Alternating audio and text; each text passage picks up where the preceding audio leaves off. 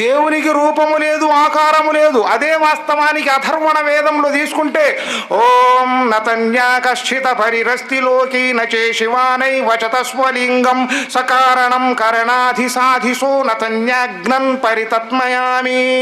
ఖురాన్లోకి వచ్చేసరికి అంటున్నారు ఖుల్ హువల్లాహు అహద్ అల్లాహు సమద్ లం యలిద్ వలం యూలద్ వలం యకుల్ లహు కుఫువన్ అహద్. దీని అర్థం ఓం నతన్యాకశ్చిత పరిరస్తిలోకి, ఈ లోకంలో దేవుడు ఇలా ఉంటాడని తెలుసుకోవడానికి ఎలాంటి ఆధారాలు లేవు. నచే శివానై వచతస్వలింగం, తను ఎవరికి పుట్టలేదు, ఇంకొకరికి జన్మనివ్వలేదు. సకారణం కరణాధి సాధిసో, ఏ కారణము చేతనైనా సాధించి శోధించి తెలుసుకోవాలనుకుంటే నతన్యాగ్నం పరితత్మయామి, అతను ఇచ్చిన జ్ఞాన సంపద ద్వారా తెలుసుకోండి. ఇక అందుకే మాకు నమాజులు అంటే తెలియదు. నమాజులు తెలుస్తాయా? మాకెట్ట తెలుసు? మేము వేరే ధర్మంలో నుంచి వచ్చిన వాళ్ళం. కానీ నమాజ్ యొక్క గొప్పతనం గురించి శాస్త్రం చెప్తా ఉంది. నమాజ్ అల్లాహ్ సుబ్హానహు వ తఆలా అంటున్నాడు, నమాజ్ స్థిరపరచండి. స్థిరపరచండి అంటే ఎట్లా? రోజుకు 5 పూటల నమాజు చెయ్యాలి. 5 పూటల. చాలామంది అంటారు మై జుమ్మాకు పడతాం జీ అని. నీ జుమ్మా ఎందుకు? నీ గత్తర దగ్గర ఎందుకు?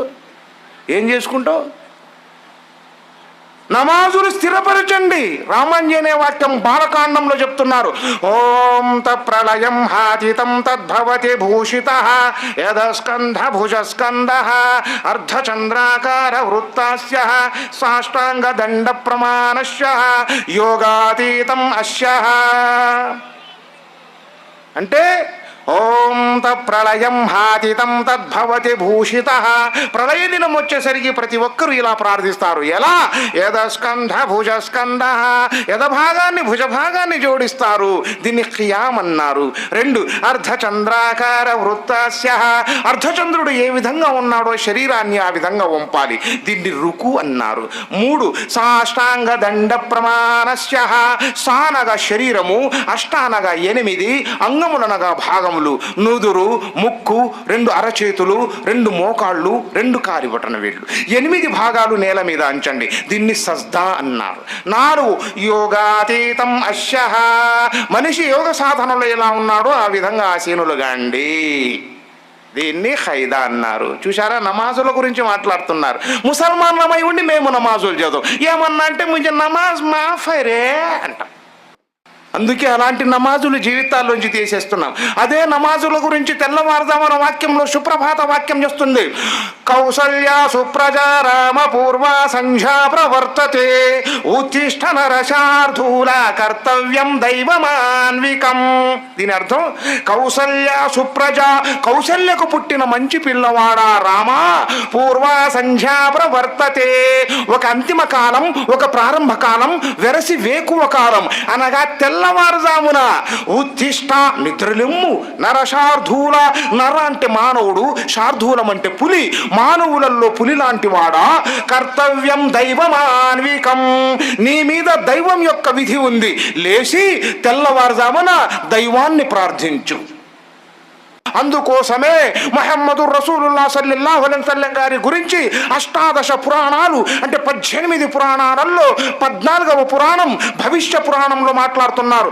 ఓం మమదం పితుశ్రీనామ జేయస్య మక్కైష నగర జననస్య అద్వైత వేద పారంగస్య భూయిష్ట శశివర్ణస్య చంద్రోపాశ గణాంకస్య అహ్మద ఇతి ఖ్యాతః శిష్యాశాకో పరిమన్వితః సోమవతి భూషితః మరుస్థలి నివాసీనాం లింగచ్ఛేది ఖడ్గధారి శ్మశ్రుధారి భవిష్యతి జనో మమ ముసలయైన ధర్మ సంస్కారః. ఇప్పుడు చాలామంది అనుకుంటారు సాయిబ్ గారు జలసాల మంత్రాలు చదువుతున్నాడు, ఏ క్యావికారే ఏ మంత్రం పడతా హై అని. అంతే, పాపం తెలియదుగా. అవునా కాదా? ఒకసారి తెలుగులో బయాన్లు చేస్తేనే నన్ను పట్టుకొని లాగిన్రు మసీదులో నుంచి. రే నువ్వేందిరా మజా తెలుగులో బయాన్ చేస్తావా, మా మసీదులోకి వచ్చిరా అని లాగేశారు నన్ను. వాస్తవంగా చెప్తున్నా. ఒకప్పుడు ఏమంటే మా అల్లా కోప్పడతాడు రా అని లాగిరు. ఏమయ్యా నువ్వు కొడక మూస్తారేతు అని నన్ను.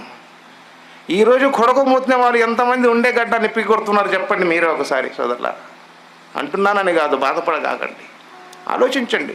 దీని అర్థం ఓం మమదం విదుశ్రీనామధేయస్య, మహమ్మద్ అనే ప్రఖ్యాత నామము కలిగిన వారు. మక్క ఈశ నగర జననస్య, మక్క అనగా మధ్యమాంకము, ఐష అనగా భూమి, భూమికి మధ్య భాగంలో ఉండే నగర జననస్య, నగరమందున జన్మిస్తారు. అద్వైత వేద పారంగస్య, ఆదేశానుసారంగా విద్య అందుతూ ఉంటుంది. భూయిష్ట శశివర్ణస్య, భూమి మీద వారు గోధుమ రంగును కలిగి ఉంటారు. చంద్రోపాశ గణాంకస్య, చంద్రుణ్ణి చూసి నెలలు లెక్క పెడతారు. అహమద ఇతి ఖ్యాత, అహమ్మద్ అనే ప్రఖ్యాతిగాంచుతారు. శిష్యాశాఖో పరిమన్విత, సహాబాలను అక్కడక్కడ ఏర్పాటు చేస్తారు. సోమవతి యశోభూషిత, సోమవతి అనే సంస్కృత పదాన్ని అరబ్బీలో తీసుకుంటే అమీనా, యశోభూషిత అనే సంస్కృత పదాన్ని అరబ్బీలో తీసుకుంటే అబ్దుల్లా. సో అమీనా అబ్దుల్లా వారి గర్భాన జన్మిస్తారు. మరుస్థలి నివాసీనాం, యుద్ధాలు జరిగే ప్రాంతంలో నివాసం ఉంటారు. లింగఛేది, ఒడుగులు చేసి ఉంటారు.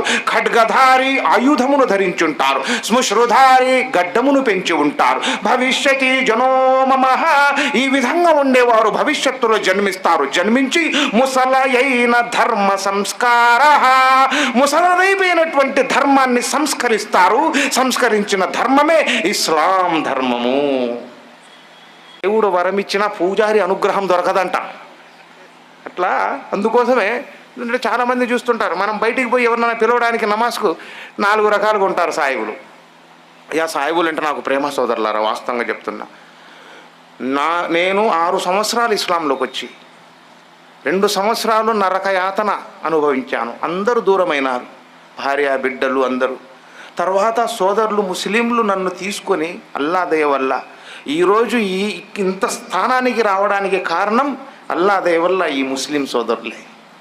అందుకే నేను ముసల్మాన్ అంటే ప్రేమ. కానీ ఒక రకంగా బాధ. ఎందుకో తెలుసా?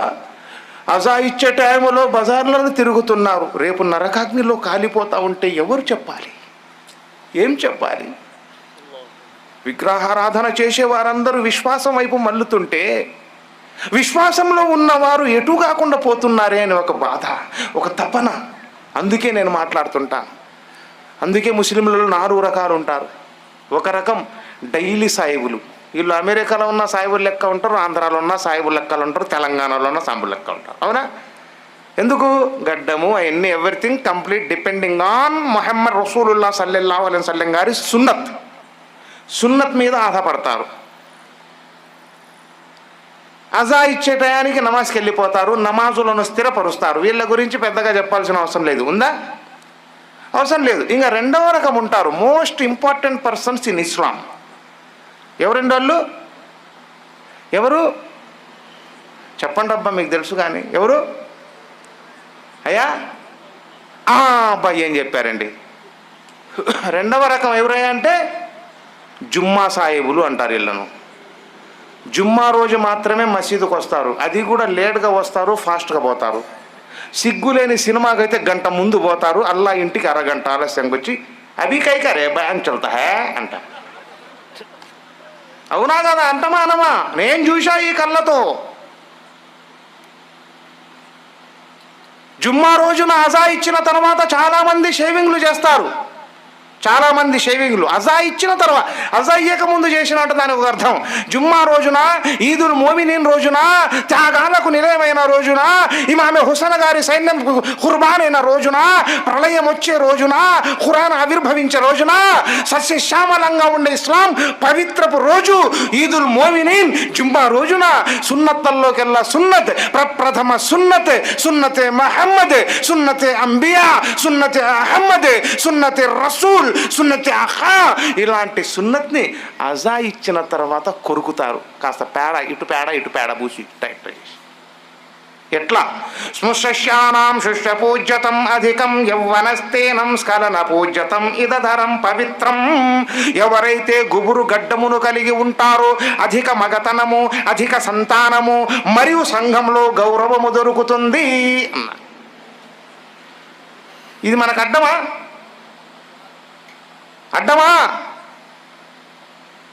ఇప్పుడు నన్ను ఎవరన్నా అనుకుంటారా ఈయన ఒక దాంట్లో నుంచి వచ్చిండని అనుకుంటారా సోదరులారా? ఎందుకు అనుకోరు? నాకు లైసెన్స్ ఉంది, ఇది లైసెన్స్. ఎస్, నేను గర్వపడుతున్నాను ఇస్లాం గురించి, నేను గర్వపడుతున్నాను ముహమ్మద్ ప్రవక్త గారి సున్నతుల గురించి, నేను గర్వపడుతున్నాను స్వర్గోన్ముఖుడైనటువంటి విశ్వాసి గురించి, నేను గర్వపడుతున్నాను అల్లాహకు భయపడి జీవితాన్ని గడిపేవారి గురించి.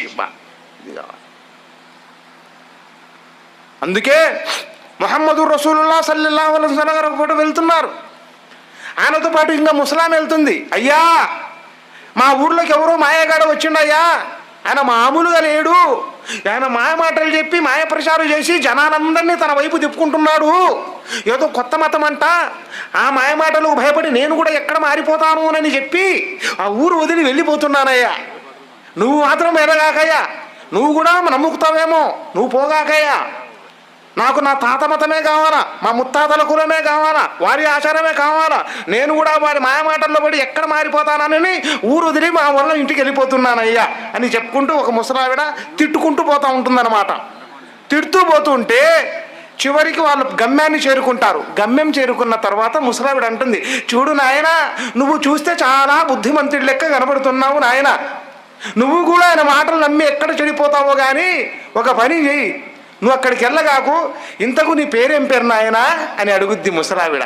ఇంతకు నీ పేరేం పేరు నాయనా అంటే ముహమ్మదు రసూలుల్లాహ్ సల్లల్లాహు అలైహి వసల్లం గారు అంటారు, ఇప్పటిదాకా నువ్వు ఎవరినైతే తిట్టుకుంటూ వస్తున్నావో ఆ మహమ్మద్ ప్రవక్తని నేనేనమ్మా అంటారు.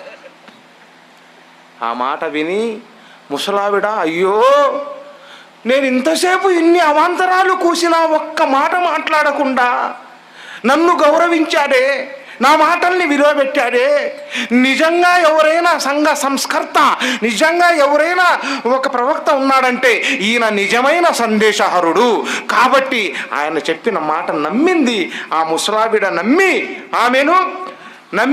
ఆ ముసలావిడ నమ్మేసి ఆమె వెంబడి విశ్వాసంలోకి వచ్చింది. కాబట్టి సోదరులారా, ఇలాంటి మాటలన్నీ మనం విశ్వసించాలి. కాలం అతీతమవుతున్నది, మనకు అర్ధరాత్రి సమయం దాటిపోతుంది. కాబట్టి ఇన్షాల్లా నా కోసం దువా చేయండి. అల్లాహ్ సుబ్హానహు వ తఆలా మమ్మల్ని అందరినీ చెప్పేదానికంటే వినేదానికంటే ఆచరించడంలో ప్రాముఖ్యతను ప్రసాదించుగాక. ఎందుకంటే పెద్దలు చాలామంది ఉన్నారు వెనకాల, మాది తెలుగు ప్రసంగం, సాంస్క్రిట్ ప్రసంగం కొట్టుకుంటే పోతానే ఉంటుంది, 2 గంటలన్నా ఉండాలి మనకు టైం. ఇదంతా పులిహోర అయిపోయింది, ఇంకా దద్దోజనం ఉంది, చక్కెర పొంగడు ఉంది, అది ఎప్పుడు తింటామో ఏమో. కాబట్టి నా గురించి దువా చేయండి, నా కుటుంబం గురించి దువా చేయండి. వారు విశ్వాసంలోకి రావాలి, మనం విశ్వాసంలో ఉండాలి. కాబట్టి అల్లా మీకు నాకు చెప్పేదానికంటే వినేదానికంటే ఆచరించడంలో ప్రాముఖ్యతను ప్రసాదించుగాక. వాఖరుదానా వల్హమ్దులిల్లాహి రబ్బిల్ ఆలమీన్. అస్సలాము అలైకుం.